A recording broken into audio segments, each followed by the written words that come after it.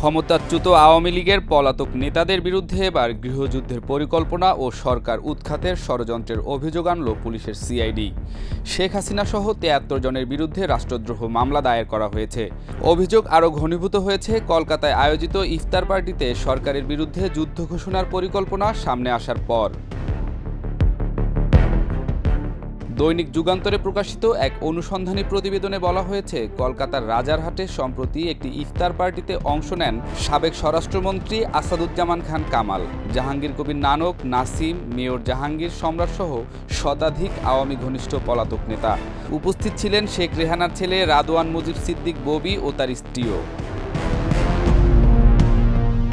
পরদিন একই স্থানে ছাত্রলীগের শতাধিক পলাতক নেতার আরেকটি ইফতার হয়। এই অনুষ্ঠানে কামাল স্পষ্টভাবে অন্তর্বর্তী সরকারকে যে কোনো মূল্যে উৎখাতের নির্দেশ দেন এবং তথ্যসূত্রের দাবি অনুযায়ী তিনি নেতাকর্মীদের আশ্বস্ত করে বলেছেন, অস্ত্র ও অর্থের অভাব হবে না।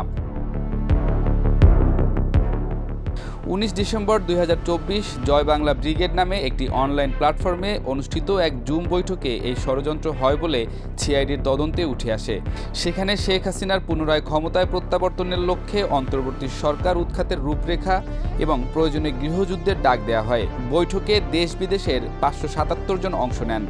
এর মধ্যে ৭৩ জনের বিরুদ্ধে মামলা দায়ের হয়েছে, বাকি ৫০৪ জনকে চিহ্নিত করার কাজ চলছে। প্রতিবেদন অনুযায়ী কানাডা, যুক্তরাজ্য, অস্ট্রেলিয়া ও দুবাইয়ে পালিয়ে থাকা আওয়ামী ঘনিষ্ঠ নেতারাও একই এজেন্ডা বাস্তবায়নে সক্রিয়। কলকাতা, দিল্লি, আগরতলা ও মেঘালয়ের মাটি নির্বিঘ্নে ব্যবহার করছেন তারা। গঠিত হয়েছে কোর গ্রুপ, চলছে ধারাবাহিক বৈঠক। মধ্য রমজান থেকে এখন পর্যন্ত কমপক্ষে ৫টি বৈঠকের তথ্য উঠে এসেছে গোয়েন্দাদের হাতে। যদিও শেখ হাসিনা এখনও সরাসরি কোনো বিবৃতি দেননি, তবে সিআইডি ও মামলার বাদীপক্ষের ভাষ্য অনুযায়ী উক্ত ষড়যন্ত্রের মাস্টারমাইন্ড হিসেবেই তাকে মামলার প্রধান আসামি করা হয়েছে। স্বরাষ্ট্র উপদেষ্টা ইতোমধ্যে জানিয়েছেন, রাষ্ট্রদ্রোহিতার বিরুদ্ধে জিরো টলারেন্স নীতি অনুসরণ করা হবে। দেশের ভেতর ও বাইরে সক্রিয় চক্রকে নজরদারির মধ্যে রাখা হয়েছে।